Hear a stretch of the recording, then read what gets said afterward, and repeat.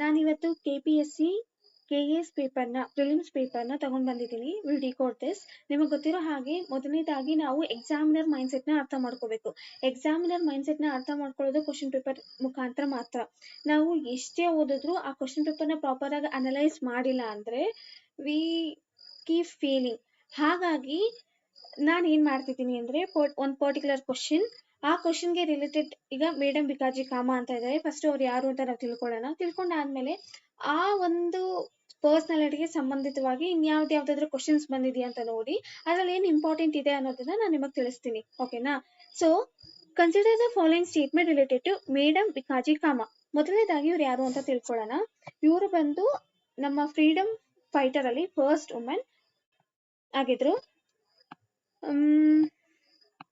ಬರ್ತ್ ಎಲ್ಲ ನಮಗ್ ಬೇಡ.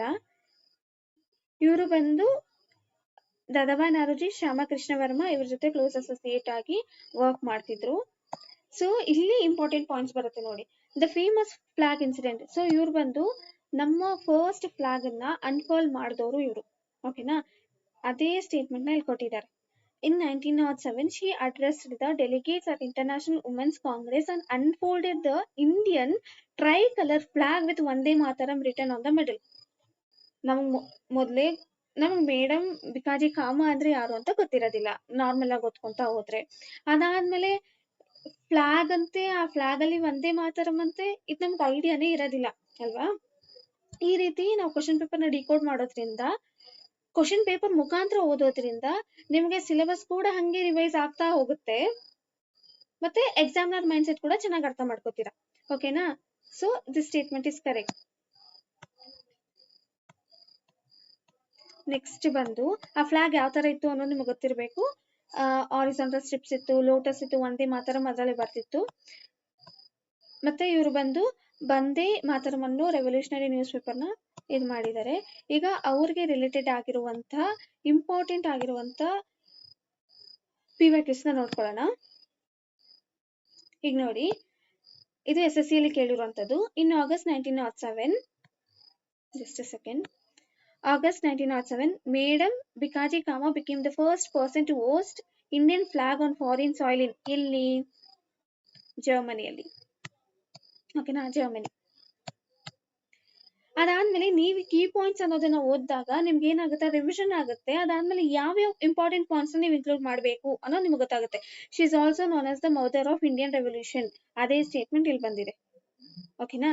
ಅದಾದ್ಮೇಲೆ she founded the Paris Indian society. ಇಲ್ಲೇನ್ ಕೇಳಿದ್ದಾರೆ? She founded the London Indian society. Actually ಅವ್ರು ಫೌಂಡ್ ಮಾಡಿದ್ದು Paris Indian society. London Indian society ಬಂದು ದಾದಾಬಾಯಿ ನವರೋಜಿ. ದಾದಾಬಾಯಿ ನವರೋಜಿ ಕೂಡ ತುಂಬಾ ಇಂಪಾರ್ಟೆಂಟ್ ಪರ್ಸನಾಲಿಟಿ. ಇವರೊಂದು ಪ್ರಿನ್ಸಿಪಲ್ ಏನೋ ಒಂದು ಕಾನ್ಸೆಪ್ಟ್ ಕೊಟ್ಟಿದ್ದಾರೆ. ಆ ಕಾನ್ಸೆಪ್ಟ್ ಏನು ಅಂತ ಹೇಳಿ ಆಯ್ತಾ?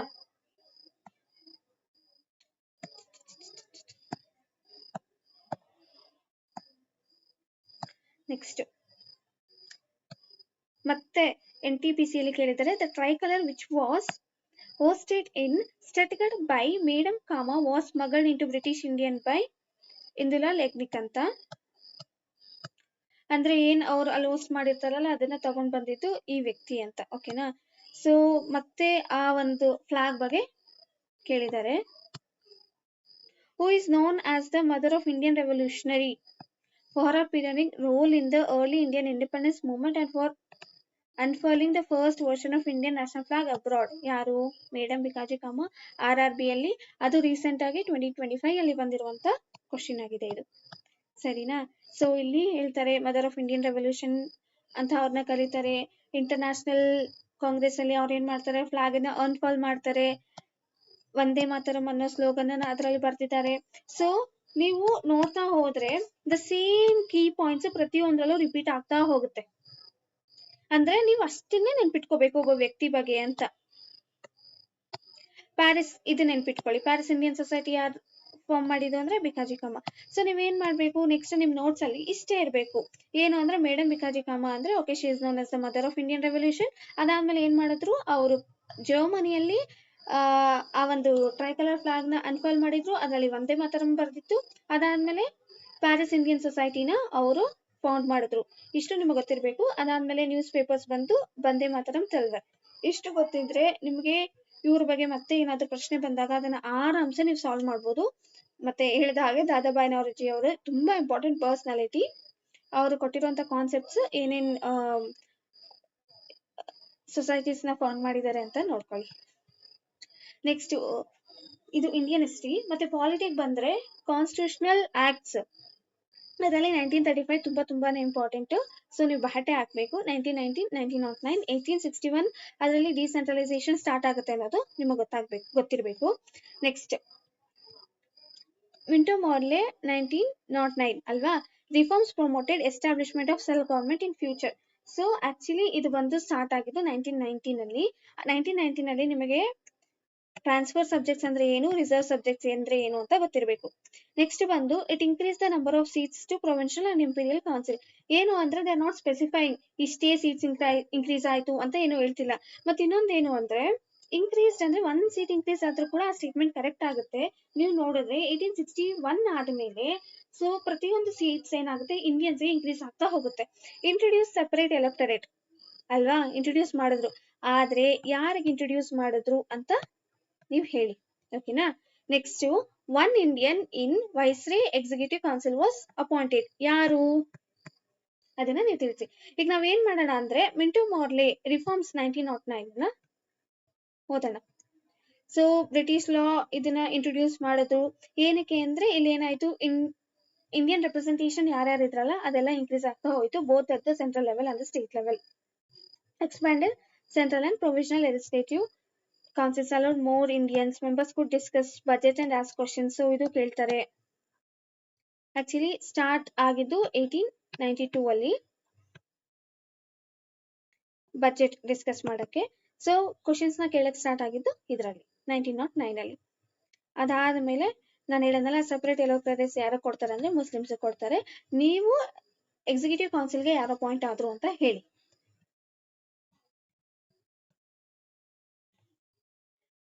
ಕಾನ್ಸ್ಟಿಟ್ಯೂಷನಲ್ ಆಕ್ಟ್ಸ್ ತುಂಬಾನೇ ಇಂಪಾರ್ಟೆಂಟ್, ಅದನ್ನೆಲ್ಲ ಓದ್ಕೊಳ್ಳಿ. ಅಂಡ್ 1 ಪೇಜ್ ಅಲ್ಲಿ ಬರ್ಕೊಂಡ್ಬಿಡಿ. ಯಾಕಂದ್ರೆ ಎಷ್ಟೇ ಸತಿ ನಾವು ಓದಿದ್ರು ಅದು ಕನ್ಫ್ಯೂಸ್ ಆಗ್ತಾ ಹೋಗುತ್ತೆ. ಈ ರೀತಿ ನಾವು PYQs ನ ಮಾಡ್ಕೊಂತ ಹೋದ್ರೆ ಕನ್ಫ್ಯೂಷನ್ ಆಗೋದಿಲ್ಲ.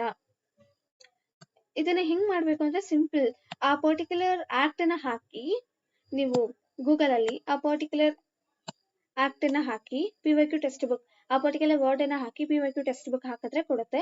ಅಂಡ್ ನಿಮ್ಗೆ ಇನ್ನೂ UPSC ಲೆವೆಲ್ ಬೇಕಂದ್ರೆ ಎಕ್ಸಾಮ್ ರೋಬೋಟ್ ನ ಯೂಸ್ ಮಾಡ್ಕೋಬಹುದು. ನೆಕ್ಸ್ಟ್ ಬಂದು ಲಾಹೋರ್ ರೆಸಲ್ಯೂಷನ್.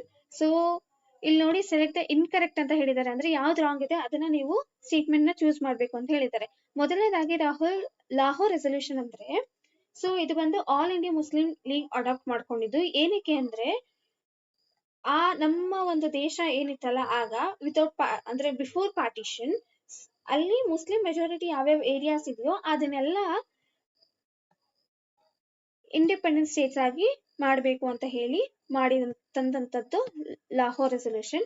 ಅದಾದ್ಮೇಲೆ ಅದನ್ನ ಪಾಕಿಸ್ತಾನ್ ರೆಸಲ್ಯೂಷನ್ ಅಂತ ಕೂಡ ಕರೀತಾರೆ.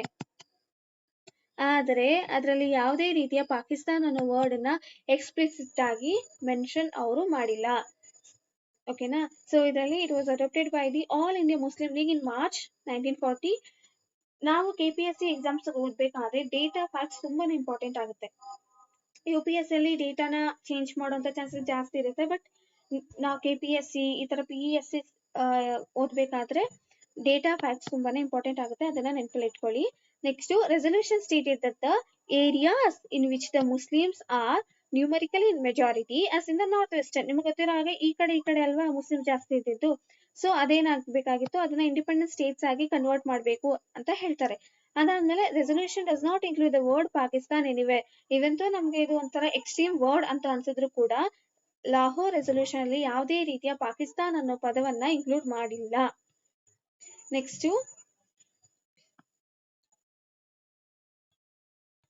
ಇದ್ರ ಬಗ್ಗೆ ನಾವು PYQs ನ ನೋಡೋಣ. ಲಾಹೋರ್ ರೆಸಲ್ಯೂಷನ್ ಬಗ್ಗೆ PYQs ನ ನೋಡೋಣ.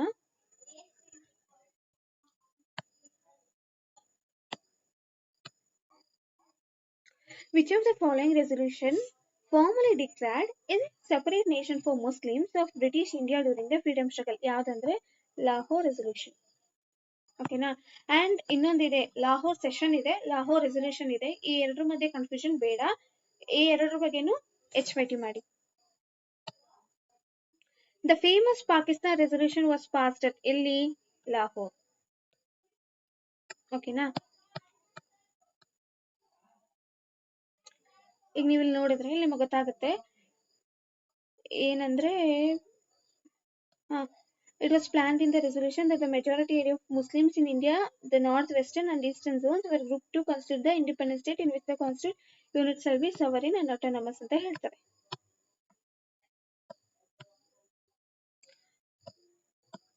ಇದಷ್ಟು ಇಂಪಾರ್ಟೆಂಟ್ ಇಲ್ಲ. What was the Lahore resolution about? ನೋಡಿ ಯಾವಾಗ ಕೇಳಿದರು? OPSC ಅಂದ್ರೆ ಒಡಿಶಾ ಪಬ್ಲಿಕ್ ಸರ್ವಿಸ್ ಕಮಿಷನ್ ಕೇಳಿರೋದು 2024ರಲ್ಲಿ, ಅಂದ್ರೆ ತುಂಬಾ ದಿನ ಏನಾಗಿಲ್ಲ. ಸೊ ಏನು? A United homeland for Muslims, supporting the British war effort, demand for linguistic provinces, all of the above. ಇದಕ್ಕೆ ಆನ್ಸರ್ ನೀವೇ ಹೇಳಿ, ತುಂಬಾ easy answer. Next, the Pakistan resolution was drafted by, ಯಾರು ಇದನ್ನ ಡ್ರಾಫ್ಟ್ ಮಾಡಿದ್ದಾರೆ ಅಂತ ಕೇಳಿರ್ತಾರೆ. ಸೊ ಇದು ಕೂಡ ಇಂಪಾರ್ಟೆಂಟ್ ಆಗಿರೋದಂದ್ರೆ ಫಜಲ್ ಹಕ್. ಇವರು ಬಂದು ಅದನ್ನ actually moved by Fazlul Haq, Sikandar Hayat Khan ಬಂದು ಡ್ರಾಫ್ಟ್ ಮಾಡಿದ್ದು.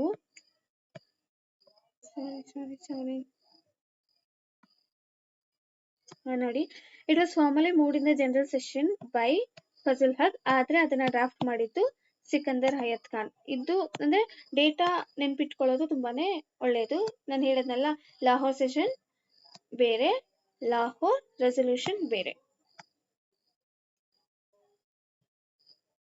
So next, consider the following statement with reference to Meena Bazaar. ಮೊದಲನೇದಾಗಿ ಮೀನಾ ಬಜಾರ್ ಅಂದ್ರೆ ಏನು ಅಂತಾನೆ ನಮ್ಗೆ ಗೊತ್ತಿರೋದಿಲ್ಲ. ಅದ್ರ ಮೇಲೆ ಕ್ವಶನ್ ಬಂದಾಗ ಯಾವ ರೀತಿ ಸಾಲ್ವ್ ಮಾಡ್ಬೇಕು ಅನ್ನೋದು ನಮ್ಗೆ ಗೊತ್ತಿರೋದಿಲ್ಲ. ಓಕೆನಾ? ಸೊ ಆದ್ರೆ ನಾನು ಏನು ಅಂದ್ರೆ, Shahjahan arrange such bazaar on the occasion of every festival. So ಏನೋ ಒಂದು ಬಜಾರ್ ಇದೆ, ಪ್ರತಿಯೊಂದು ಫೆಸ್ಟಿವಲ್ ಆದ್ಮೇಲೆನೂ ಅದನ್ನ ಮಾಡುವಂಥದ್ದು ತುಂಬಾ ಕಷ್ಟ ಆಗುತ್ತಲ್ಲ. ಸೊ ನೀವು 3ನ ಎಲಿಮಿನೇಟ್ ಮಾಡಿದ್ರೆ you'll get the answer. And ನಿಮ್ಗೆ ಗೊತ್ತಿರಬೇಕು, ಕೆಲವೊಂದು ವರ್ಡ್ಸ್ ಇರುತ್ತೆ, that words are extreme. Every, invariably, only, ಈ ತರ ಕೆಲವೊಂದು ವರ್ಡ್ಸ್ ಇರುತ್ತೆ. ಆ ವರ್ಡ್ಸ್ ನ ನೀವು ಐಡೆಂಟಿಫೈ ಮಾಡಿ, ನೀವ್ ಅದನ್ನ ಅಪ್ಲೈ ಮಾಡಿ ವರ್ಕ್ ಆಗ್ತಿದೆಯಾ ಇಲ್ಲ ಅಂತ ನೋಡಿ ನೆಕ್ಸ್ಟ್ ಎಕ್ಸಾಮ್ಸ್ಗೆ ಅಪ್ಲೈ ಮಾಡಿ. ಓಕೆನಾ? ಸೊ ಈಗ ಮೀನಾ ಬಜಾರ್ ಅಂದ್ರೆ ಏನು ಅಂತ ತಿಳ್ಕೊಳ್ಳೋಣ. ಮೀನಾ ಬಜಾರ್ ಅಂದ್ರೆ ಇದು ಒಂಥರ ಮಾರ್ಕೆಟ್ ತರ. ಓಕೆನಾ? ಆ ಮಾರ್ಕೆಟ್ ಕೆಲವೊಂದು ಸ್ಪೆಸಿಫಿಕ್ ಒಕೇಶನ್ಸ್ ಆದ್ಮೇಲೆ ಅದನ್ನ ಆ ಮಾರ್ಕೆಟ್ ನ ಓಪನ್ ಮಾಡ್ತಾರೆ. ಅಲ್ಲಿ ಏನ್ ಮಾಡ್ತಾರೆ ಅಂದ್ರೆ, ಹೆಣ್ಮಕ್ಳು ಸೇಲ್ ಮಾಡ್ತಾರೆ. ರಾಯಲ್ ವುಮೆನ್ ಯಾರು ಇರ್ತಾರಲ್ವಾ, ಅವರು ಬಂದು ಎಲ್ಲಾ ವಸ್ತುಗಳನ್ನ ತಗೋತಾರೆ. ಸೊ ಫಸ್ಟ್ ಇದನ್ನ ಇಂಟ್ರೊಡ್ಯೂಸ್ ಮಾಡಿದ್ದು ಹುಮಾಯೂನ್ ಅವರು. ಅದಾದ್ಮೇಲೆ ಅಕ್ಬರ್ ಬಂದು exalted such days of festival as schools days. ಇದು ನಿಮ್ಗೆ ಇನ್ನೊಂದು ಗೊತ್ತಿರಬೇಕು, ಅಕ್ಬರ್ ಬಂದು HYT, ಅಕ್ಬರ್ ದಿ ಇಬಾದತ್ ಖಾನ, ಮತ್ತೆ ಅವ್ರು ತಂದಿರುವಂತ ಕೆಲವೊಂದು ರಿಫಾರ್ಮ್ಸ್, ಅವ್ರು ಏನಕ್ಕೆ ಸಪೋರ್ಟ್ ಮಾಡ್ತಾ ಇದ್ರು, ಅವ್ರು ಯಾವ್ದಕ್ ಸಪೋರ್ಟ್ ಮಾಡ್ತಾ ಇದ್ರು, ಇದೆಲ್ಲ ತುಂಬಾನೇ. Akbar is completely HYT. ಅದ್ರ ಬಗ್ಗೆ ನೀವು ನೋಡ್ಕೊಳ್ಳಿ. ಈಗ ಯಾವ ರೀತಿ ಮಾಡ್ಬೇಕು ಅಂದ್ರೆ ಸಿಂಪಲ್. ಯಾವ ತರ ಅಂದ್ರೆ, ನೋಟ್ಸ್ ಹೆಂಗ್ ಮಾಡ್ಬೇಕು,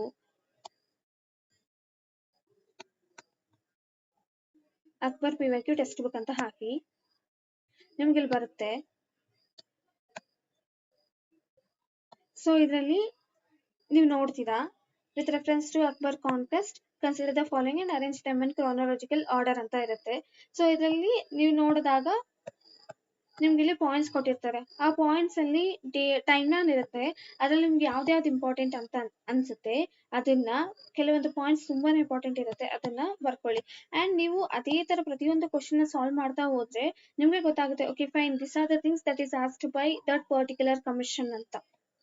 Under Akbar, the system of Zabt was established over a large area from Punjab to Awadh. In the 17th century North India, the system of Zabt lost much ground to the system of Kannada. ಈ ತರ ಆ questions ನ ಓದಿ ಅರ್ಥ ಮಾಡ್ಕೊಳ್ಳಿ. ಅದರಲ್ಲಿ ಏನೇನು important facts ಇದೆ ಅದನ್ನ ಫೆಚ್ ಮಾಡಿ ನೀವು ನೋಟ್ಸ್ ಮಾಡ್ಕೊಳ್ಳಿ. Next,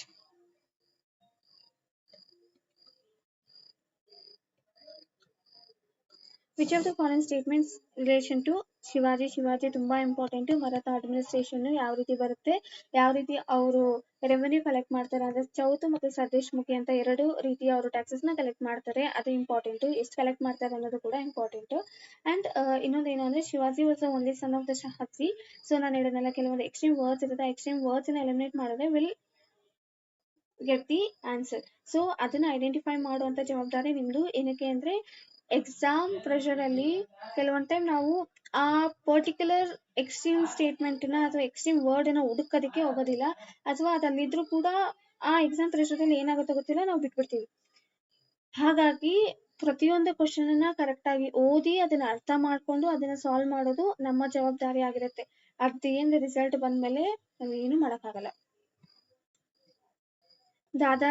Dadaji Kondadev was the guardian of Shivaji.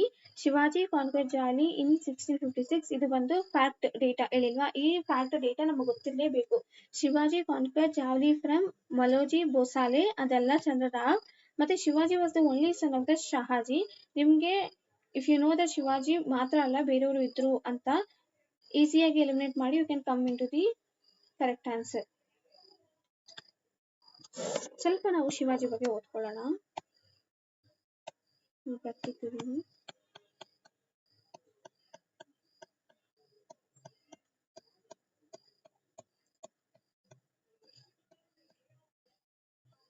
ಮೀನಾ ಬಜಾರ್ ಅಂದ್ರೆ ನೋಡಿ ಈ ರೀತಿ ಮಾರ್ಕೆಟ್ ಟೈಪ್ ಇರತ್ತೆ ಅಂತೆ.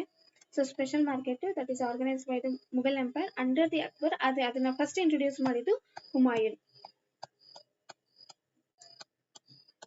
ಅಂಡ್ ನೀವು ಯಾವುದೇ ಒಂದು ಫ್ಯಾಕ್ಟ್ ನಿಮಗೆ ಗೊತ್ತಿಲ್ಲ ಅಂದ್ರೆ you can take the help of the AI. So ಅದಕ್ಕೆ ಕೊಟ್ಟು ನೀವು ಈ ತರ ಸಿಂಪಲ್ ಆಗಿ ಎಕ್ಸ್ಪ್ಲೈನ್ ಮಾಡಿ ಅಂದ್ರೂ ಕೂಡ ಅದು ಎಕ್ಸ್ಪ್ಲೈನ್ ಮಾಡುತ್ತೆ. ಛತ್ರಪತಿ ಶಿವಾಜಿ ಮಹಾರಾಜ್ ಇವರು ತುಂಬಾನೇ ಇಂಪಾರ್ಟೆಂಟ್ ಆಗಿರೋದ್ರಿಂದ ನಾನು ಈ ರೀತಿ ಎಕ್ಸ್ಪ್ಲೈನ್ ಮಾಡ್ತಾ ಇದ್ದೀನಿ. Founder of the Maratha empire and ನಿಮ್ಗೆ ಗೊತ್ತಿರೋ ಹಾಗೆ ಅವರು ಗೊರಿಲ್ಲಾ ವಾರ್ಫೇರ್ ಅದರಲ್ಲಿ ತುಂಬಾ ನಿಪುಣತೆಯನ್ನು ಹೊಂದಿದ್ರು. ಸೊ ಸ್ವರಾಜ್ಯ ಅನ್ನೋ ಒಂದು ಐಡಿಯಾನ ಪ್ರಮೋಟ್ ಮಾಡಿದ್ದು ಇವರು. Built one of the strongest fort based. ಅದಾದ್ಮೇಲೆ ನೇವಿನೂ ಕೂಡ ಫಸ್ಟ್ ನಮ್ಮ ಇಂಡಿಯಾಗೆ ಇಂಡಿಯನ್ ಪರ್ಟಿಕ್ಯುಲರ್ ಪರ್ಸನ್ ತಂದಿದ್ದು ಅಂದ್ರೆ ಅದು ಶಿವಾಜಿನೇ. ಗಾರ್ಡಿಯನ್ ಅಂಡ್ ಮೆಂಟರ್ ಯಾರಾಗಿದ್ರು ಅಂದ್ರೆ ದಾದಾಜಿ ಕೊಂಡದೇವ್. ಸೇಮ್ ಥಿಂಗ್ ಇಲ್ಲಿ ಬಂದಿದೆ. ಸ್ವರಾಜ್ಯ ಅಂದ್ರೆ self rule. Fort strategy. So ಇವರಿಗೆ ಫೋರ್ಟ್ ಅವ್ರಿಗೆ ಗೊತ್ತಿರೋದ್ರಿಂದ ಫೋರ್ಟ್ ಮುಖಾಂತರ ನಾವು ಗೆಲ್ಲಬಹುದು ಅಂತ ಅವ್ರು ಏನ್ ಮಾಡಿದ್ರು, ಜಾಸ್ತಿ ಇಂಪಾರ್ಟೆಂಟ್ ಫೋರ್ಟ್ಸ್ ನ ಇನ್ಕ್ಲೂಡ್ ಮಾಡಿದ್ರು. Raigad fort, Pratapgarh fort. ಅದರಲ್ಲಿ ಬರುವಂತ ಇಂಪಾರ್ಟೆಂಟ್ ಫೋರ್ಟ್ಸ್ ನ ನೋಡ್ಕೊಳ್ಳಿ. Is very well known for gorilla warfare and so ಇದು ಇಂಪಾರ್ಟೆಂಟ್. ಯಾವಾಗ ಕೊರೊನೇಷನ್ ಆಯ್ತು ಅಂತ ಅಂದ್ರೆ ಅವ್ರು ಯಾವಾಗ ಅಧಿಕಾರವನ್ನ ಸ್ವೀಕರಿಸಿದ್ರು ಅಂತ ರಾಯ್ಗಢ್ ಫೋರ್ಟ್ ಅಲ್ಲಿ 1674 ಅಲ್ಲಿ ಅವ್ರಿಗಾಗುತ್ತೆ. ನೆಕ್ಸ್ಟ್ ಅವ್ರು ಬಂದು ಅಷ್ಟಪ್ರಧಾನ ಸಿಸ್ಟಮ್ ಅಂದ್ರೆ ಕೌನ್ಸಿಲ್ ಆಫ್ 8 ಮಿನಿಸ್ಟರ್ಸ್. ಓಕೆನಾ, ಇದನ್ನ ಇದು ಮಾಡ್ತಾರೆ. ಪೇಶ್ವಾ ಇದು ಮಿನಿಸ್ಟರ್ ಮತ್ತೆ ಏನ್ ಫಂಕ್ಷನ್ ಮಾಡ್ತಾರೆ ಅನ್ನೋದನ್ನ ನೋಡ್ಕೊಂಡಿರಿ. ಪೇಶ್ವಾ ಅಂದ್ರೆ ಯಾರು, ಪ್ರೈಮ್ ಮಿನಿಸ್ಟರ್. ಅಮಾತ್ಯ ಅಂದ್ರೆ ಏನು, ಫಿನಾನ್ಸ್. ಸಚಿವ್ ಅಂದ್ರೆ ಕರೆಸ್ಪಾಂಡೆನ್ಸ್, ಮಂತ್ರಿ. ಸೇನಾಪತಿ, ಸುಮತ್, ನ್ಯಾಯಾಧೀಶ್. ಅದ್ ನೋಡ್ಕೊಳ್ಳಿ. Next revenue system very very important. ಇಲ್ಲೂ ಕೂಡ ರೈತವಾರಿ ಸಿಸ್ಟಮ್ ಅನ್ನೋದನ್ನ ಇಂಪ್ಲಿಮೆಂಟ್ ಮಾಡಿದ್ರು. ಅಂದ್ರೆ ಡೈರೆಕ್ಟ್ ಆಗಿ ಫಾರ್ಮರ್ಸ್ ಇಂದಾನೆ ರೆವೆನ್ಯೂ ತಗೊಳ್ಳೋಂಥದ್ದು. ಸೊ ರಿಲಿಜಿಯಸ್ ಟಾಲರೆನ್ಸ್ ಅಂದ್ರೆ ಯಾರಿಗೂ ಏನು ಹಾನಿ ಮಾಡ್ತಾ ಇರಲಿಲ್ಲ, ಪ್ರತಿಯೊಂದನ್ನು ಇದು ಮಾಡ್ಕೊಂತ ಹೋಗ್ತಾ ಇದ್ರು. ಸೊ ಇದು ಬಂದು ಶಿವಾಜಿಯವರ ಬಗ್ಗೆ. ಕೆಲವೊಂದು ಅವರ ಬಗ್ಗೆ ಇರುವಂತ PYQs ನ ನೋಡ್ಕೊಳ್ಳೋಣ.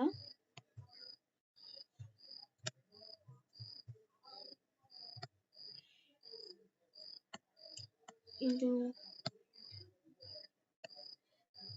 ನೋಡಿ, ಇದು HPSC ಅಲ್ಲಿ ಅಂದ್ರೆ PSC ಎಕ್ಸಾಮ್ಸ್ ಅಲ್ಲೇ ಕೇಳಿರುವಂತದ್ದು.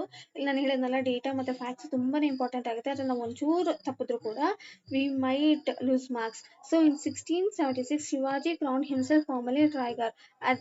ಕರೆಕ್ಟ್ ಸ್ಟೇಟ್ಮೆಂಟ್ ಕರೆಕ್ಟ್ ಇದೆ, ಆದ್ರೆ ವಾಟ್ ಎವರ್ ದ ಇಯರ್ ಅವ್ರು ಕೊಟ್ಟಿದಾರಲ್ಲ ಆ ಇಯರ್ ರಾಂಗ್ ಇದೆ. So is statement wrong. The Karnataka expedition was the last major expedition of Shivaji. In 1678, Shivaji campaigned against Karnataka and forced Qutub Shah to pay subsidy of 1 lakh funds. So ಇದರಲ್ಲಿ ಒಂದೇ ಒಂದು statement correct ಇದೆ, ಅದು ಬಂದು ಇದು. ಇಲ್ಲಿ ಬಂದು years ನವರು ರಾಂಗ್ ಆಗಿ ಕೊಟ್ಟಿದ್ದಾರೆ. 1676 ಅಲ್ಲ 1674 ಅಲ್ಲಿ ಅವ್ರೇನ್ ಮಾಡ್ತಾರೆ, ರಾಜ್ಗರ್ ಅಲ್ಲಿ ಒಂದು ಅಧಿಕಾರವನ್ನ ಕೊರೋನೇಷನ್ ಆಗುವಂಥದ್ದು ಅವ್ರಿಗೆ. Karnataka expedition was the last major expedition of Shivaji. ಹೌದು, ಇದು ಸರಿ. ಆದರೆ ಇದು ನೋಡಿ 1678 1677 ಈ ರೀತಿ ಏನ್ ಮಾಡ್ತಾರೆ, ಅವರು ಡೇಟಾನ ತುಂಬಾ ಅದ್ಲು ಬದ್ಲು ಮಾಡ್ಕೊಡ್ತಾರೆ. ದ ನಾವೆಲ್ ಫೋರ್ಟ್ಸ್ ಹೇಳಿದ್ನಲ್ಲ, CAPF ಅಲ್ಲಿ ಬಂದಿರೋಂಥದ್ದು. ಛತ್ರಪತಿ ಶಿವಾಜಿ ಮಹಾರಾಜರದು ಏನೇನ್ ಫೋರ್ಟ್ಸ್ ಇದೆಯೋ ಅದೆಲ್ಲ ತುಂಬಾನೇ ಇಂಪಾರ್ಟೆಂಟ್. ಸುವರ್ಣದುರ್ಗ, ವಿಜಯದುರ್ಗ, ಸಿಂಧುದುರ್ಗ, ಕೊಲ್ಲಪ್ಪ ಈ 4 ಕೂಡ ಛತ್ರಪತಿ ಶಿವಾಜಿ ಮಹಾರಾಜ್ ಅವರ ಟೈಮಲ್ಲೇ ಇದ್ದಿದ್ದು. ಮತ್ತೆ ಅದು ಎಲ್ಲಿ ಲೊಕೇಶನ್ ಇದೆ ಅನ್ನೋದನ್ನ ಸ್ವಲ್ಪ ನೋಡ್ಕೊಳ್ಳಿ. Consider the following statement about the administrative measures of Shivaji. ನಾನು ಅಲ್ಲಿ ನಿಮ್ಗೆ ಹೇಳಿದೆ ಅಷ್ಟಪ್ರಧಾನ ಅಂದ್ರೆ ಈ ತರ ಅಷ್ಟಪ್ರಧಾನ ಸಿಸ್ಟಮ್ ಅನ್ನೋದು ಇಂಪಾರ್ಟೆಂಟ್. ಏನಕ್ಕೆ ಹೇಳಿದೆ ಅಂದ್ರೆ ಈ ರೀತಿ ನಾವು ಕೂಡ ಪರ್ಟಿಕ್ಯುಲರ್ ಪೀವರ್ಸ್ ನ ಅನಲೈಸ್ ಮಾಡಿ ಅದನ್ನ ನೋಡಿ ತಿಳ್ಕೊಂಡು ಓಕೆ ಫೈನ್ ಈ ತರ ಬಂದ್ರೆ ನಾವು ಯಾವ ತರ ನಮ್ಮ ಮೈಂಡ್ ಆ ಪರ್ಟಿಕ್ಯುಲರ್ ಆಪ್ಷನ್ ಅನ್ನ ಚೂಸ್ ಮಾಡಬೇಕು ಅಂತ ಯೋಚನೆ ಮಾಡಿ ಇದು ಮಾಡಿರೋಂಥದ್ದು. The scheme of Ashtapradhan ministers was completed and announce at the time of Shivaji coronation with the regulations and duties properly defined. Shivaji introduced Marathi in place of Persian and coined Sanskrit technical terms for administrative purpose. ನೀವೇ ಯೋಚನೆ ಮಾಡಿ, ಈಗ ಶಿವಾಜಿ ಇರೋದು ನಮ್ಮ ಇಂಡಿಯಾದಲ್ಲಿ and Persian is some other foreign language. ಏನನ್ನ foreign ಲ್ಯಾಂಗ್ವೇಜ್ಗೆ ಹೆಚ್ಚು ಮಹತ್ವ ಕೊಡ್ತೀವಿ? ಶಿವಾಜಿ ಬಂದು ನಮ್ಮ ಇಂಡಿಯನ್ ಆಗಿರೋದ್ರಿಂದ ಅವ್ರ ಪ್ಲೇಸ್ ಅಲ್ಲಿ ಯಾವ ಭಾಷೆನ ಅವ್ರು ಮಾತಾಡ್ತಾರೋ ಅದಕ್ಕೆ ತಾನೇ ಅವರು ಇಂಪಾರ್ಟೆನ್ಸ್ ನ ಕೊಡ್ತಾರೆ. ಹಾಗಾಗಿ both of the statements are right. ನೀವಿಲ್ಲಿ ನೋಡ್ಬೋದು. ಮತ್ತೆ ನೋಡಿ ಕೀ ಪಾಯಿಂಟ್ಸ್ ಅಲ್ಲಿ ಬಂದಿರೋಂಥದ್ದು ಅದೇ administrative measures of Shivaji. So ಇದರಿಂದ ನಿಮ್ಗೆ ಏನ್ ಅರ್ಥ ಆಗ್ಬೇಕು? Okay fine, administrative measures of Shivaji is very very important. Maratha administration is very very important. Next Chauth and Sardeshmukhi, very very important. Maratha and Sanskrit in administration. Shivaji was a proponent of promoting regional languages. Obviously ನಮ್ಮ ಒಂದು Indian ಆಗಿರೋದ್ರಿಂದ ಇಲ್ಲಿರೋರಾಗಿರೋದ್ರಿಂದ ಆ ಒಂದು ಸ್ಥಳೀಯ ಭಾಷೆಯನ್ನ promote ಮಾಡುವಂತ ಉತ್ಸುಕತೆ ಪ್ರತಿಯೊಬ್ಬರಲ್ಲೂ ಇರುತ್ತೆ. In replacing Persian and dominant administrative language during the Mughal era with Marathi in his administration. In addition to Marathi, Shivaji introduced Sanskrit technical terms for various administrative purposes. This was part of his broader effort to foster a sense of cultural pride and identity among its subjects. ಓಕೆನಾ? ನೀವು ಶಿವಾಜಿ ಬಗ್ಗೆ ಇನ್ನು ಶಿವಾಜಿ ಹಾಗೂ Maratha administration ಬಗ್ಗೆ ಇನ್ನು work ಮಾಡಿ and ಇದು ತುಂಬಾ ನಿಮ್ಗೆ ಗುಡ್ ಹೀಲ್ಡ್ ಮಾಡುತ್ತೆ, ಆಯ್ತಾ? ಅಂದ್ರೆ ದ ರೇಟ್ ಆಫ್ ಇನ್ವೆಸ್ಟ್ಮೆಂಟ್, ನೀವು ಎಷ್ಟು ಟೈಮಿನ ಇದಕ್ಕೆ ಕೊಡ್ತೀರಲ್ಲ, the investment is very much higher in this.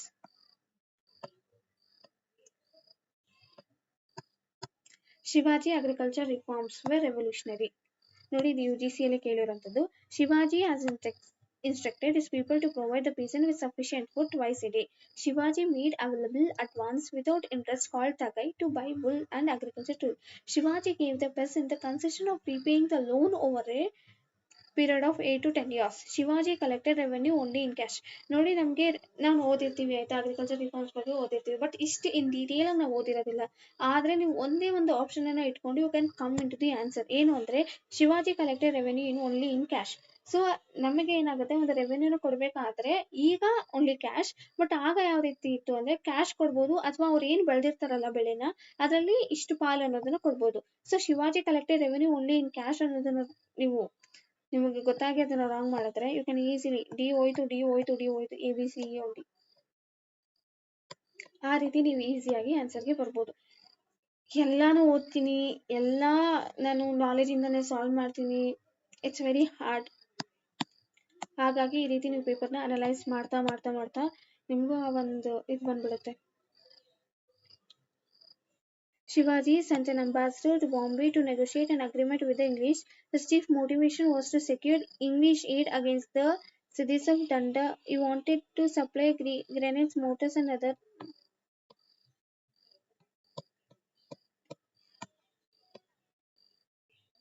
Next ಬಂದು Indian statutory commission. Indian statutory commission ಅನ್ನ ಒಂದು ಎಲ್ರಿಗೂ ಗೊತ್ತಿರೋ ನೇಮ್ ಅಂದ್ರೆ ಸೈಮನ್ ಕಮಿಷನ್. ಯೂಶಲಿ ನಾವು ಸೈಮನ್ ಕಮಿಷನ್ ಅಂತ ಓದಿರ್ತೀವಿ. ಬಟ್ ಇಂಡಿಯನ್ ಸ್ಟ್ಯಾಟ್ಯೂಟರಿ ಕಮಿಷನ್ ಅಂತ ಬಂದಾಗ ಆ ಎಕ್ಸಾಮ್ ಟೈಮಲ್ಲಿ ಏನಿದು ಹೊಸದ್ ಕೇಳ್ಬಿಟ್ಟಿದ್ದಾರೆ ಅಂತ ನಮ್ಗೆ ಅನ್ಸುತ್ತೆ. ಓಕೆನಾ. ದ ಕಮಿಷನ್ ವಾಸ್ ಅಪಾಯಿಂಟೆಡ್ ಇನ್, ಮತ್ತೆ ಅಲ್ಲಿ ಏನ್ ಕೇಳಿದ್ದಾರೆ, ರಾಂಗ್ ಯಾವ್ದಿದೆ ಅಂತ ಕೇಳಿದ್ದಾರೆ. ಸೊ ಇದನ್ನ ತಲೆಯಲ್ಲಿ ಯಾವಾಗ್ಲೂ ನೆನ್ಪಿಟ್ಕೋಬೇಕು. ಫಸ್ಟ್ ನಾನು ಸೈಮನ್ ಕಮಿಷನ್ ಬಗ್ಗೆ ಹೇಳ್ಬಿಡ್ತೀನಿ. ಸೈಮನ್ ಕಮಿಷನ್ ಬಂದು 1919 ಆಕ್ಟ್ ಏನ್ ಬಂದಿತ್ತಲ್ಲ, ಆ 1919 ಆಕ್ಟ್ಗೆ ರಿವ್ಯೂ ಮಾಡೋದಕ್ಕೆ 10 ವರ್ಷ ಆದ್ಮೇಲೆ ಬರ್ತೀನಿ ಅಂತ ಹೇಳಿದ್ದು. ಆದ್ರೆ ಅವರು 2 years ಪ್ರಯಾರ್ ಆಗಿ ಬಂದ್ರು. ಅದಾದ್ಮೇಲೆ ಸೈಮನ್ ಕಮಿಷನ್ ಅಲ್ಲಿ 7 ಜನ ಕೂಡ ಯುರೋಪಿಯನ್ಸ್ ಇರೋದ್ರಿಂದ, ಅಲ್ಲಿ ಯಾರು ಕೂಡ ಒಬ್ರು ಕೂಡ ಇಂಡಿಯನ್ ಮೆಂಬರ್ ಇಲ್ದಿರೋದ್ರಿಂದ ಸೈಮನ್ ಗೋ ಬ್ಯಾಕ್ ಅನ್ನೋ ಒಂದು ಚಳುವಳಿ ಕೂಡ ನಡೀತು. ಮೇನ್ ಆಗಿಷ್ಟು. ಅದಾದ್ಮೇಲೆ ಆ ಒಂದು ಇದಾದ್ಮೇಲೆ ನೆಹರು ರಿಪೋರ್ಟ್, ಅದಾದ್ಮೇಲೆ ರೌಂಡ್ ಟೇಬಲ್ ಕಾನ್ಫರೆನ್ಸ್ ಆಗುತ್ತೆ. ಸೊ ನೆಕ್ಸ್ಟ್ 1935 ಆಕ್ಟ್ ಇದ್ರ ಬೇಸಿಸ್ ಮೇಲೆ ಬರುತ್ತೆ. The commission was appointed in 1927 to review the Government of India Act 1919 and propose constitutional reforms for India. Correct. The commission included only one Indian member. ನಾನು ಮೊದಲೇ ನಿಮ್ಗೆ ಹೇಳಿದ್ದೀನಿ, ಅದರಲ್ಲಿ ಯಾರು ಕೂಡ ಒಬ್ರು ಕೂಡ ಇಂಡಿಯನ್ ಮೆಂಬರ್ ಇರಲಿಲ್ಲ, which sparked widespread protest across the country. The outcome of the commission and the round table conference was the Government of India Act. So this is very very important. ಇದನ್ನ ಬಹಟ್ ಮಾಡಿದ್ರು ಕಮ್ಮಿನೇ ಆಯ್ತಾ. Next, government of India act 1935 introduced diarchy in the provinces. So ಮೊದಲನೇದಾಗಿ diarchy ಅಂದ್ರೆ ಏನು, ನೀವು ಈ ರೀತಿ ಕ್ವಶನ್ ಪೇಪರ್ನ ಅನಲೈಸ್ ಮಾಡ್ಬೇಕಾದ್ರೆ ಅಕಸ್ಮಾತ್ ನಿಮ್ಗೆ ಕೆಲವೊಂದು ಟಾಪಿಕ್ ಗೊತ್ತಿಲ್ಲ ಅಂದ್ರು ಆ ಪ್ರತಿಯೊಂದು ಪದ ಕೂಡ ನಿಮಗೆ ಗೊತ್ತಿರೋ ತರ ನೀವು ಓದ್ಕೋಬೇಕು. ಡಯಾರ್ಕಿ ಬಂದು ಏನ್ ಮಾಡ್ತಾರೆ ಅಂದ್ರೆ, they will divide the subjects into transfer subject and reserve subject. So ಇದರಲ್ಲಿ ಯಾವ ಸಬ್ಜೆಕ್ಟ್ಸ್ ಇದೆ ಅನ್ನೋದು ತಿಳ್ಕೊಬೇಕು ಆಯ್ತಾ. ನೀವು ಏನಾಗಿತ್ತು ಅಂದ್ರೆ 1919 ಅಲ್ಲಿ ಈ ಡಯಾರ್ಕಿನ ಏನ್ ಮಾಡಿದ್ರು, ಪ್ರೊವಿನ್ಸಸ್ಗೆ ಇಂಟ್ರೊಡ್ಯೂಸ್ ಮಾಡಿದ್ರು. ಆದ್ರೆ 1935 ಅಲ್ಲಿ ಪ್ರೊವಿನ್ಸ್ಗೆ ಅಬಾಲಿಷ್ ಮಾಡಿ ಸೆಂಟರ್ ಲೆವೆಲ್ ಅಲ್ಲಿ ಇಂಟ್ರೊಡ್ಯೂಸ್ ಮಾಡಿದ್ರು.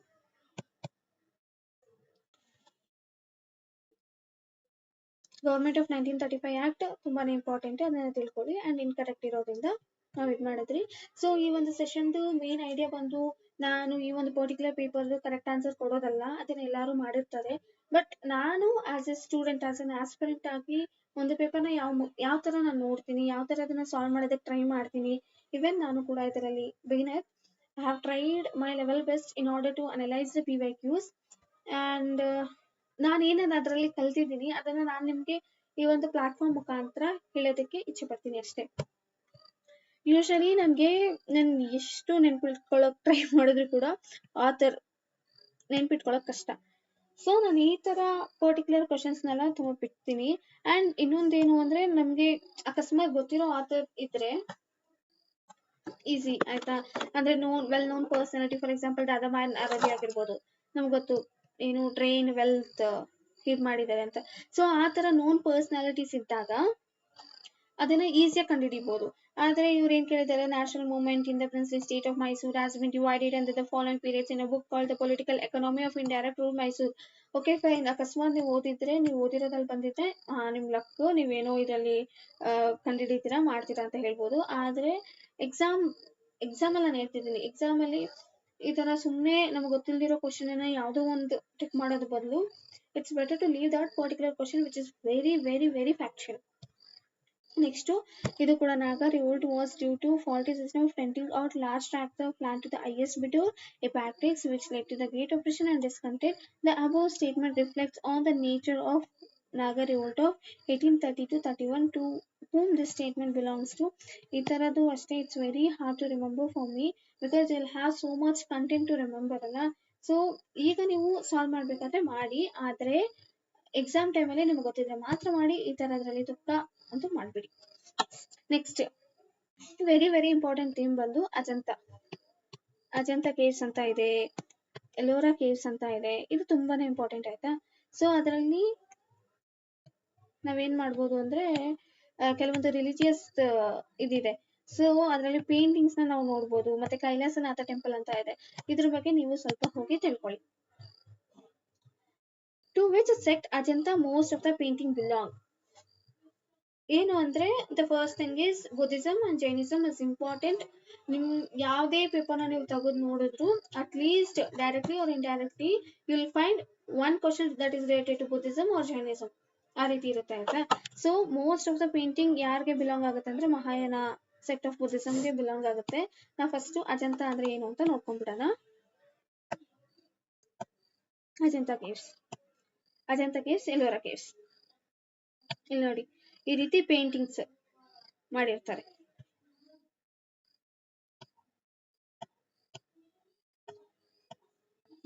This are the architecture.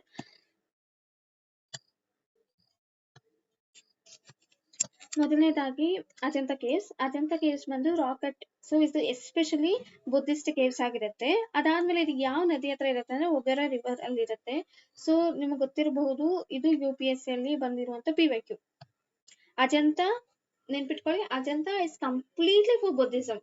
And ಇನ್ನೊಂದು ಎಲ್ಲೋರಾ ಕೇವ್ಸ್ ಅಂತ ಇದೆ. ಎಲ್ಲೋರಾ ಅಂದ್ರೆ ಎಲ್ಲಾರು, ಅಂದ್ರೆ ಬುದ್ಧಿಸಮ್, ಹಿಂದೂಯಿಸಮ್, ಜೈನಿಸಮ್ ಅದರ ರಿಲೇಟೆಡ್ ಇರುತ್ತೆ. ಸೊ ಅಜಂತ ಕೇವ್ಸ್ ಅಲ್ಲಿ ಎಷ್ಟು ಕೇವ್ಸ್ ಇದೆ ಅನ್ನೋದು ಕೂಡ ಇಂಪಾರ್ಟೆಂಟ್. ಮತ್ತೆ ಲೊಕೇಶನ್ ಎಲ್ಲಿದೆ. ಸೊ ಸಾತವಾಹನ ಡೈನೆಸ್ಟಿ ಹಾಗೂ ವಟಕಟ ಡೈನೆಸ್ಟಿ ಇವರೆರಡು ಸೇರಿ ಬಿಲ್ಡ್ ಮಾಡಿರೋದು. ರಿಲಿಜನ್ ಬಂದು ಬುದ್ಧಿಸಮ್ ಮಾತ್ರ. ನಂಬರ್ ಆಫ್ ಕೇವ್ಸ್ 29 ಆರ್ 30 ಇದೆ. ಆಕ್ಚುಲಿ 29 ಕಂಪ್ಲೀಟ್ ಆಗಿದೆ, ಇನ್ನೊಂದು ಕಂಪ್ಲೀಟ್ ಆಗಿಲ್ಲ. ಫೇಮಸ್ ಪೇಂಟಿಂಗ್ಸ್ ನಾವು ಯಾವ್ದೇ ನೋಡ್ಬೋದು ಅಂದ್ರೆ ಗೌತಮ ಬುದ್ಧ ಅವರ ಜಾತಕ ಟೇಲ್ಸ್ ಅಂದ್ರೆ ಅವ್ರ ಲೈಫ್ ಬಗ್ಗೆ ಇರುವಂತ ಸ್ಟೋರೀಸ್ ಆಗಿರುತ್ತೆ. ಮತ್ತೆ ಪದ್ಮಪಾಣಿ ಬೋಧಿಸತ್ವ. ಪೇಂಟಿಂಗ್ ಟೆಕ್ನಿಕ್ ಬಂದು ಫ್ರೆಸ್ಕೋ ಲೈಕ್ ಟೆಕ್ನಿಕ್. ಅಂದ್ರೆ ಸೊ ಯಾವ್ದು ರಾ ಮೆಟೀರಿಯಲ್ಸ್ ಇರುತ್ತಲ್ಲ, ಫಾರ್ ಎಕ್ಸಾಂಪಲ್ ಅಸ್ಕ್ ಆಗಿರ್ಬೋದು, ಆ ತರದೆಲ್ಲ ಯೂಸ್ ಮಾಡಿ ಮಾಡಿರುವಂತ ಟೆಕ್ನಿಕ್. ನಿಮ್ಗೆ ಇದು ತುಂಬಾನೇ important because Ajanta is very very important and they can ask you to any extent. ಎಷ್ಟೇ ಡೀಪ್ ಆಗಿ ಕೂಡ ಅವ್ರು ಕೇಳ್ಬೋದು. ಕೆಲವೊಂದು ಥೀಮ್ಸ್ ಇರುತ್ತೆ, ಆ ಥೀಮ್ಸ್ ಅಲ್ಲಿ ಎಷ್ಟೇ ಡೀಪ್ ಓದಿದ್ರು ಅದನ್ನ ಆನ್ಸರ್ ಮಾಡುವಂತ ಕೆಪಬಿಲಿಟಿ ನಮ್ಗೆ ಇರ್ಬೇಕು. Next Ellora caves. ಅಜಂತ ಓದ್ತಿದೀವಲ್ಲ ಹಂಗೆ ಎಲ್ಲೋರಾ ಓದೋಣ ಅಂತ. ಎಲ್ಲೋರಾ ಬಂದು that is also rock cut cave.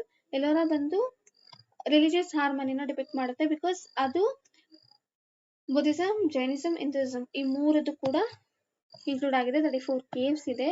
Buddhist, Hindu, Jain ಈ ಮೂರು ಕೂಡ ಇರೋದ್ರಿಂದ ಅಲ್ಲೇ ನಾವು ಕೈಲಾಸ ಟೆಂಪಲ್ ನ ನೋಡಬಹುದು. That is built by Krishna.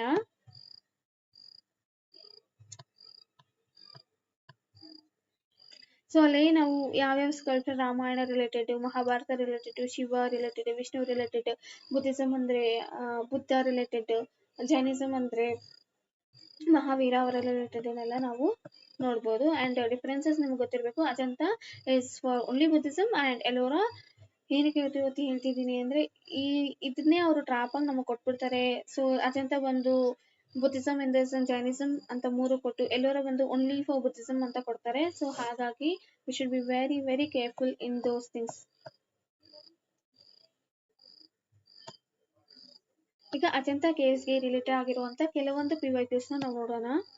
Consider the following regarding Ajanta Ellora caves. Which of the statements given above are not correct. Ajanta focuses on Buddhist Chaitya Viharas with fresco models of Jataka. ಸಿಗ್ತಾನೆ ನಾವು ನೋಡ್ಕೊಂಡು ಬಂದ್ವಿ. ಸೊ ಇದು basically Buddhism ಬಗ್ಗೆ ಏನೋ ಮಾತಾಡುತ್ತೆ ಅಂತ.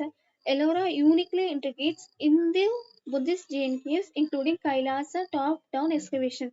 So Kailasa temple ನ ಯಾರು ಬಿಲ್ಡ್ ಮಾಡಿದ್ದು ಹೇಳಿ ಆಯ್ತಾ. The Elephanta caves differ in that they are marine eroded granite with Shaiva reliefs like Mahishamurti. So actually ಇದರಲ್ಲಿ ಯಾವ್ದು ಸ್ಟೇಟ್ಮೆಂಟ್ ರಾಂಗ್ ಇಲ್ಲ, ಈ ಮೂರು ಸ್ಟೇಟ್ಮೆಂಟ್ ಕೂಡ ಕರೆಕ್ಟ್ ಆಗಿದೆ. ಅದ್ರ ಬಗ್ಗೆ ಇರುವಂತ ಎಕ್ಸ್ಪ್ಲನೇಷನ್ಸ್ ನ ನೀವು ನೋಡ್ಕೋಬಹುದು. ಅಜಂತ ಕೇವ್ ಮಹಾರಾಷ್ಟ್ರದಲ್ಲಿರುವಂತದ್ದು ಅಂಡ್ 30 ಬುದ್ಧಿಸ್ಟ್ ಕೇವ್ಸ್ ಇದೆ. ಕೇವ್ಸ್ ಅಲ್ಲಿ ಪೇಂಟಿಂಗ್ಸ್, ಸ್ಕಲ್ಪ್ಚರ್ಸ್ ನೋಡ್ಕೋಬಹುದು. ಯಾವ್ದು ಫ್ರೆಸ್ಕೋ ಆರ್ಟ್. ಓಕೆನಾ. ಸೊ ಇದು ಬಂದು that is also part of UNESCO world heritage site. ಹಾಗಾಗಿ ನಿಮಗೆ ಗೊತ್ತಿರಲೇಬೇಕು. ಎಲ್ಲೋರಾ ಕೂಡ ವರ್ಲ್ಡ್ ಹೆರಿಟೇಜ್ ಸೈಟ್ ಬರುತ್ತೆ, ಎಲಿಫೆಂಟಾ ಕೂಡ ವರ್ಲ್ಡ್ ಹೆರಿಟೇಜ್ ಸೈಟ್ ಗೆ ಬರುತ್ತೆ. ಸೊ ಈ ಮೂರಕ್ಕೂ ಇರುವಂತ ಡಿಫ್ರೆನ್ಸಸ್ ಏನು ಅಂದ್ರೆ ಬುದ್ಧಿಸ್ಟ್ ಮಾತ್ರ, Hindu, Buddhist and Jain caves. So ಇಲ್ಲೂ ಕೂಡ ಇಂಪಾರ್ಟೆಂಟ್ ಪಾಯಿಂಟ್ಸ್ ಕೊಟ್ಟಿದ್ದಾರೆ ಅಂದ್ರೆ ಅರ್ಥ ಮಾಡ್ಕೊಳ್ಳಿ. That is very very important. And ನಿಮ್ಗೆ ಯಾವಾಗ್ಲೇ ಅಜಂತ ಅಂತ ಹೇಳಿದ ತಕ್ಷಣ you should know that okay fine ಅದು ಬುದ್ಧಿಸಮ್ ಮಾತ್ರ ಬಿಲಾಂಗ್ ಆಗುತ್ತೆ ಅಂತ. ಅದಾದ್ಮೇಲೆ ನೀವು ಬೇರೆ ಫ್ಯಾಕ್ಟ್ ಅನ್ನ ನೆನ್ಪಿಟ್ಕೊಳಕ್ ಟ್ರೈ ಮಾಡ್ಬೇಕು ಹೊರತು ಅಜಂತ ಅಂದ ತಕ್ಷಣ ಏನು ಅಂತಲ್ಲ. ಅಜಂತ ಅಂದ್ರೆ ಕೇವ್, ಯಾವ್ದ್ರಲ್ಲಿ ಏನಿರುತ್ತೆ ಅದ್ರಲ್ಲಿ ಮೇನ್ಲಿ ಬುದ್ಧಿಸಮ್ ರಿಲೇಟೆಡ್ ಏನಿರುತ್ತೆ ಮಹಾಯಾನ. ಅಂದ್ರೆ ಆ ಒಂದು ಪೇಂಟಿಂಗ್ಸ್ ಇರುತ್ತೆ. ಆ ಪೇಂಟಿಂಗ್ಸ್ ಯಾವ ತರ ಇರುತ್ತೆ, ಫಿಸ್ಕೋ ಆರ್ಟ್ ಅಲ್ಲಿ ಇರುತ್ತೆ. ಈ ರೀತಿ ಮಾಡೋದ್ರಿಂದ ನಮಗೆ ಬೆಟರ್ ರಿಕಾಲ್ ಬರುತ್ತೆ ಅಂಡ್ ಎಕ್ಸಾಮ್ ಟೈಮಲ್ಲಿ ರಿಟೆನ್ಷನ್ ಜಾಸ್ತಿ ಇರುತ್ತೆ.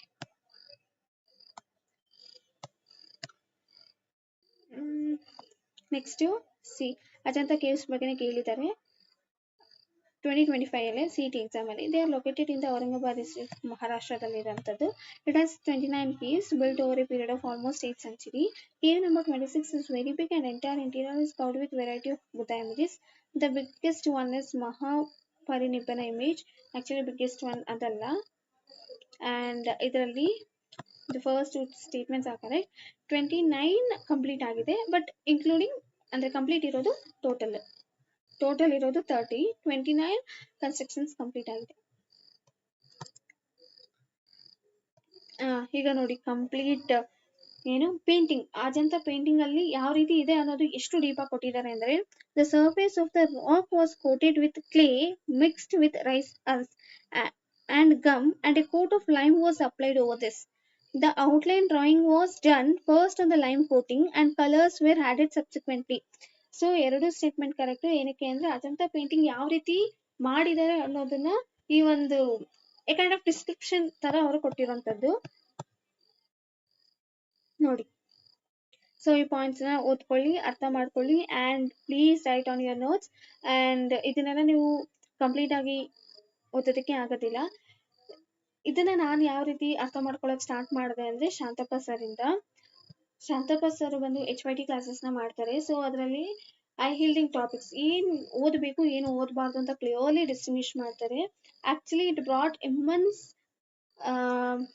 Definition in my preparation. So consistency ಆಗಿ ನಾವು ಹೋಮ್ವರ್ಕ್ ನ ಮಾಡಿ ಅವ್ರಿಗೆ ಕಲಿಸಿ ಅವರು ಕ್ವಶನ್ ಆನ್ಸರ್ಸ್ ನ ನಮಗ್ ಕೇಳಿದಾಗ, so that that increases your confidence.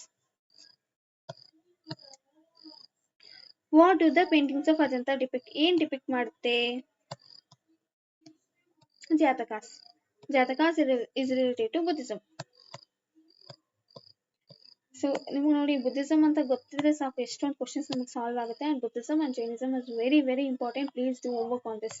So next ನೀವೆಲ್ಲ ನೋಡ್ಕೊಳ್ಳಿ.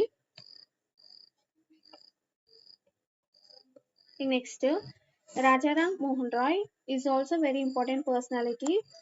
ಇವ್ರ ಬಗ್ಗೆ ಕ್ವಶನ್ಸ್ ಕೂಡ UPSC 2025 ಅಲ್ಲಿ ಬಂದಿತ್ತು. ಅಂಡ್ ರಿಪೀಟೆಡ್ಲಿ ಈ ಒಂದು ಪರ್ಟಿಕ್ಯುಲರ್ ಪರ್ಸನಾಲಿಟಿ ರಿಪೀಟ್ ಆಗ್ತಾನೆ ಹೋಗ್ತಿದೆ. ದ ಫಸ್ಟ್ ಥಿಂಗ್ ಇಸ್ ಇವರು ಬಂದು ಸೋಶಿಯೋ ರಿಲಿಜಿಯಸ್ ಮೂವ್ಮೆಂಟ್ ಅಲ್ಲಿ ಇದ್ದಂಥವ್ರು ಅಂಡ್ ಸತಿನ ಅಬಾಲಿಷ್ ಮಾಡಿದಂಥವ್ರು. ಇವ್ರಿಗೆ ರಾಜ ಅನ್ನೋ ಟೈಟಲ್ ಅಕ್ಬರ್ II ಅವರು ಕೊಟ್ಟಿದ್ದು. ಇವರು ಐಡಿಯಲ್ ಸಿಸ್ಟಮ್, ಐಡಿಯಲ್ ಅಂದ್ರೆ ಮೂರ್ತಿ ಪೂಜೆಯನ್ನ ನಿರಾಕರಿಸ್ತಾರೆ, ಆದ್ರೆ ಮೋನೋಥಿಸಮ್ ಅಂದ್ರೆ ಸಿಂಗಲ್ ಗಾಡ್ ಅಲ್ಲಿ ಅವ್ರಿಗೆ ಬಿಲೀವ್ ಇದೆ, ಬಟ್ ಐಡಿಯಲ್ ವರ್ಷಿಪ್ ಅಲ್ಲ. ಸೊ ನೆಕ್ಸ್ಟ್ ಬಂದು ಈ founded the servants of Indian society. Wrong, ಇವರೆಲ್ಲ ಫೌಂಡ್ ಮಾಡಿದ್ದು.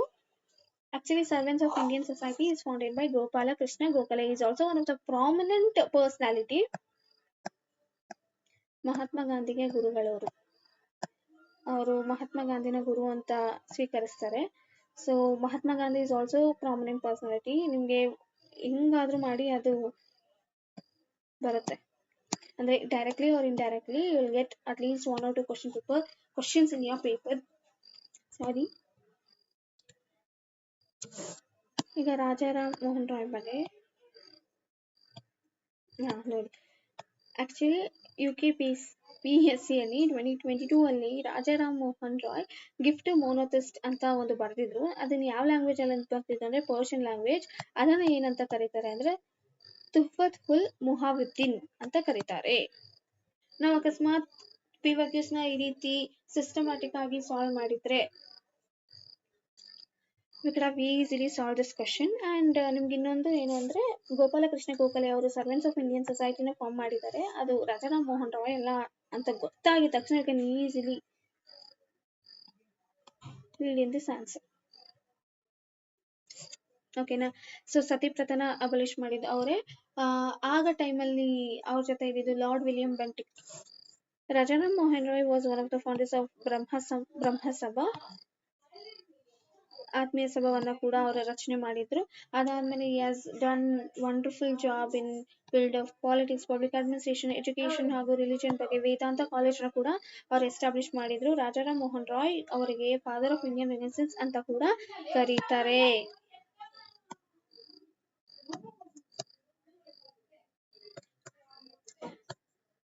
ನೋಡಿ OPSC 2025 ಅಲ್ಲಿ ಬಂದಿರುವಂತದ್ದು ರಾಜಾರಾಮ್ ಮೋಹನ್ ರಾಯ್ ಅವರು ಎಸ್ಟಾಬ್ಲಿಷ್ ಮಾಡಿರುವಂತ ರಿಲಿಜಿಯಸ್ ಇನ್ಸ್ಟಿಟ್ಯೂಷನ್ ನ ಕ್ರೊನಾಲಜಿಕಲ್ ಆರ್ಡರ್ ಆಗಿ ಬರೆಯೋದಕ್ಕೆ. ಸೊ ಮೊದಲನೇದಾಗಿ ಅವರು ಆತ್ಮೀಯ ಸಭಾ, ಅದಾದ್ಮೇಲೆ ಯುನಿಟೇರಿಯನ್ ಕಮಿಟಿ, ನೆಕ್ಸ್ಟ್ ವೇದಾಂತ ಕಾಲೇಜ್, ಲಾಸ್ಟ್ ಅಲ್ಲಿ ಅಂದ್ರೆ 1828 ಅಲ್ಲಿ ಇಲ್ಲಿ ಬರ್ತಿದ್ದೀನಿ ನೋಡಿ. 1828 ಅಲ್ಲಿ ಅವರು ಬ್ರಹ್ಮ ಸಮಾಜನ ಎಸ್ಟಾಬ್ಲಿಷ್ ಮಾಡ್ತಾರೆ. ಸೊ ಇದೇ ತರ ನೀವು PYQs ನ ಅನಲೈಸ್ ಮಾಡ್ತಾ ಇರಿ. ಅಂಡ್ ನಿಮಗೆ ಗೊತ್ತಿರೋ ಹಾಗೆ ಕರ್ನಾಟಕದಲ್ಲಿ ನೆಕ್ಸ್ಟ್ ಕಂಪ್ಲೀಟ್ ಆಗಿ ಎಷ್ಟೊಂದು ರೆಕ್ರೂಟ್ಮೆಂಟ್ಸ್ ಆಗುತ್ತೆ ಅಂತ ಹೇಳ್ತಿದ್ದಾರೆ. So all the best for you all, keep your preparation on. ನಾನು ಏನಾದರೂ ಹೇಳ್ಕೊಡೋದ್ರಲ್ಲಿ ತಪ್ಪಿದ್ರೆ ಅಥವಾ ಏನಾದರೂ ಎಡವಿದ್ರೆ ಕ್ಷಮೆ ಇರಲಿ. ಧನ್ಯವಾದ. Thank you so much.